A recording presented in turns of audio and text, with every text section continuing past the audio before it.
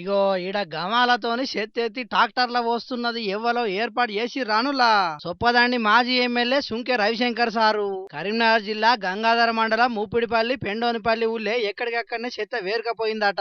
ఇటు పంచాయతీ కార్యదర్శులు అటు పెద్ద అధికారులు ఎవరు పట్టించుకోకపోవట్లా ఊళ్ళని చెత్తతోని కంపు కంపు అవుతున్నాయని చెప్పి ఇలా పారిశుద్ధ కార్మికుని అవతారం ఎత్తి కారు పార్టీ కార్యకర్తలతో కలిసి ఇట్లా చెత్త సాఫ్ చేసే పని ముంగటేసుకున్నాడు అన్నట్టు.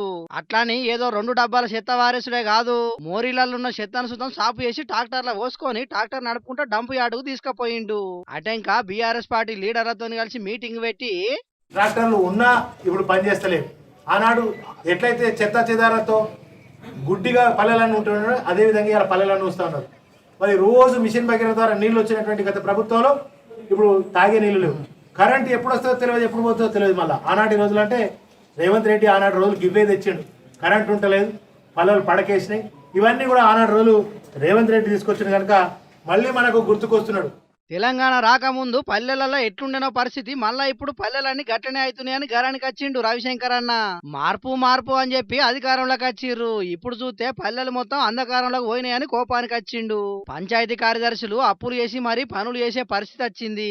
ప్రభుత్వాన్ని నడపలేని అసమర్థ ప్రభుత్వం రాజీనామా చేయాలని డిమాండ్ చేసిండు. పోయిన 10 ఏళ్లలో శానా ఊర్లకు సెంట్రల్ సర్కారు అవార్డులు ఇచ్చింది. అసొంటి గ్రామాలు ఇలా ఆగమవుతున్నాయి అంటున్నారు కారు పార్టీ లీడర్లు. చూడాల మరి ఇప్పటికైనా గ్రామాల అభివృద్ధి కోసానికి సర్కారు ప్రత్యేకంగా ఎన్ని నిధులు మంజూరు చేస్తుందో, ఏ పార్టీ అభివృద్ధి పనులు చేస్తుందో.